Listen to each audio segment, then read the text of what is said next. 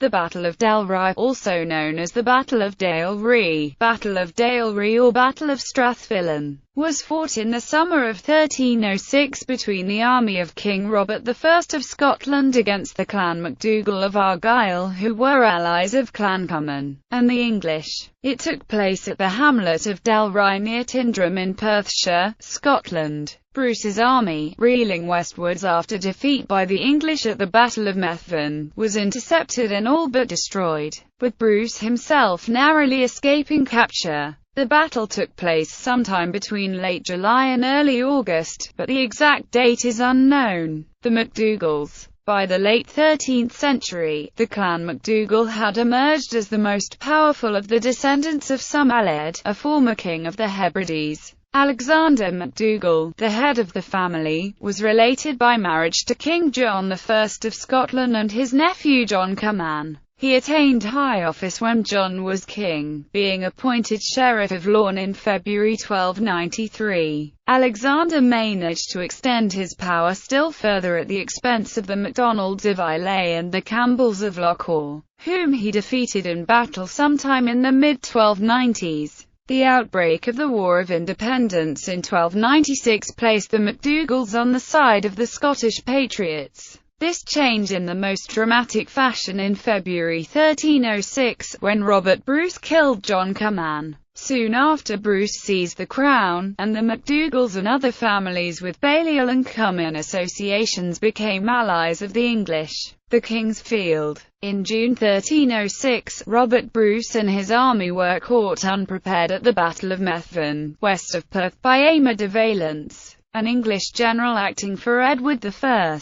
What was left of his army retreated westwards, towards the mountains of Argyll. When they reached Strathfillan, they found their path blocked at Tyndrum by a large force of MacDougalls, said to have numbered 1,000 men, commanded by Alexander's son, John of Laugharne, also known as John Bacchus the Lame. We do not know Valence's exact location at this time, but it is likely that his army was not far to the east in pursuit of his defeated enemy. Unable to retreat, Bruce's little army was forced into battle in disadvantageous circumstances. The exact site of the battle is known in Gaelic as Dail Righ, the King's Field, though it is uncertain if this was the name at the time or added afterwards by the chroniclers. Locals have placed the battle at a number of local place names. The only sources we have for the Battle of Dalrigh are pro-Bruce, and tend at every turn to put a favourable interpretation upon the king's actions.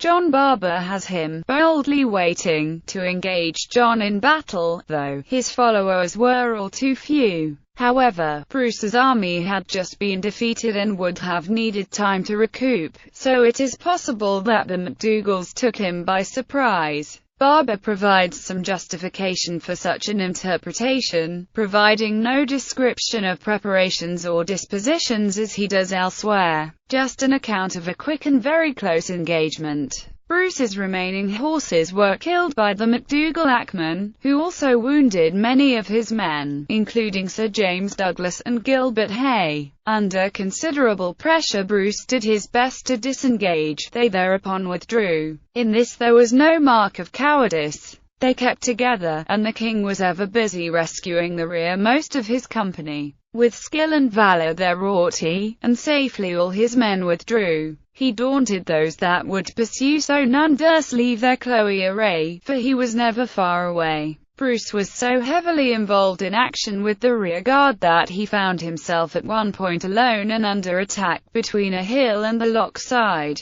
a pass so narrow that he could not turn his horse. According to tradition, Bruce was so hard-pressed that one of his assailants tore off the studded brooch that fastened his cloak. Known as the Brooch of Laugharne, it was in possession of the Campbells until 1826, when it was turned over to the MacDougall family. For the king to be placed in such a position, seemingly unsupported, provides some further evidence of the weakness of the royal forces. The enemy was fought off and the army retreated to safety, but not long after it ceased to exist as an organized military force. Flight. After Dalry, Bruce, now styled dismissively as King Hob in English propaganda, was little better than a fugitive. closely pursued by his many enemies, both domestic and foreign. For a time his party took refuge in the mountains of Atholl. From here the king sent Queen Elizabeth, his daughter Marjorie Bruce, his sister, Mary,